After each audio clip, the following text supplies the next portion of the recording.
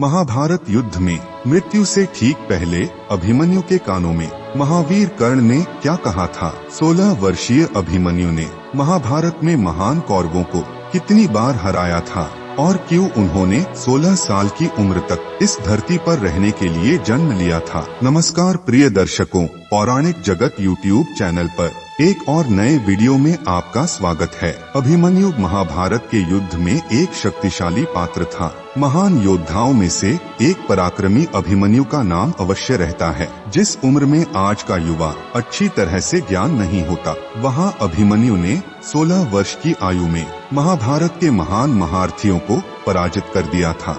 लेकिन अंत में उन्हें कौरवों ने बेरहमी से मार दिया था। लेकिन अब प्रश्न यह है कि मृत्यु के समय कर्ण ने अभिमन्यु के कानों में क्या कहा था। यह घटना महाभारत युद्ध के 13वें दिन की है, जब कौरवों के सेनापति द्रोणाचार्य ने चक्रव्यूह की रचना था। चक्रव्यूह इतनी शक्तिशाली रचना है कि एक बार कोई योद्धा इस चक्रव्यूह में प्रवेश कर जाता था तब वो बाहर नहीं आ सकता। युद्ध में कौरवों ने भी एक षड्यंत्र रचा कि उन्होंने अर्जुन के पुत्र अभिमन्यु को इसी चक्रव्यूह में फंसा के चारों तरफ से हमला करके उसको वध करना, और अगर अभिमन्यु की मृत्यु हो जाती है तो अर्जुन पांडवों के साथ युद्ध में अस्त्र शस्त्र त्याग देगा और अर्जुन को आसानी से मारा जा सकता है। तब पांडव बड़ी आसानी से हार जाएंगे। जैसा कि हम सभी जानते हैं, अभिमन्यु चक्रव्यूह में घुसने की युक्ति जानता था, लेकिन वह बाहर निकलना नहीं जानता था, क्योंकि जब अभिमन्यु अपनी माता के गर्भ में था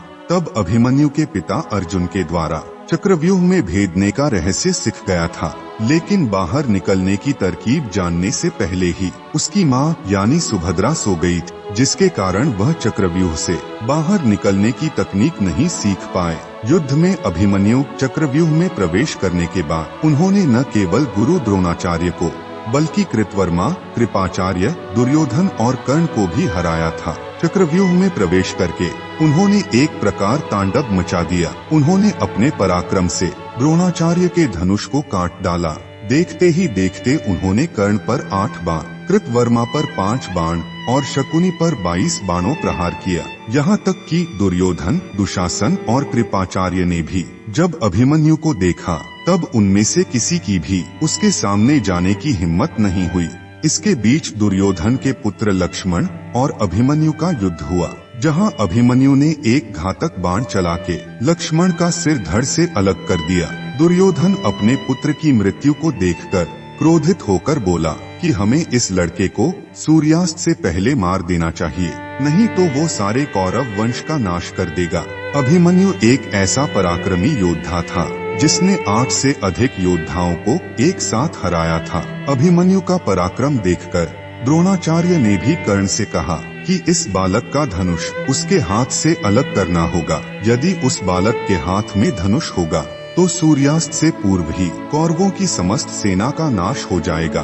द्रोणाचार्य की बातें सुनकर कर्ण ने अवसर देखकर अभिमन्यु का धनुष काट दिया। अश्वत्थामा ने अपने बाणों के प्रहार से रथ को चकनाचूर कर दिया। फिर 16 साल के लड़के पर एक एक कर 8 से अधिक महारथी योद्धा टूट पड़े, लेकिन बार बार अभिमन्यु सबको परास्त कर रहा था। फिर सभी महारथियों ने एक एक करके अभिमन्यु के ऊपर एक से बढ़कर एक घातक बाणों का प्रहार कर रहा था, जिससे अभिमन्यु लहूलुहान हो गया। फिर भी अभिमन्यु ने रथ का पहिया उठा लिया और युद्ध जारी रखा।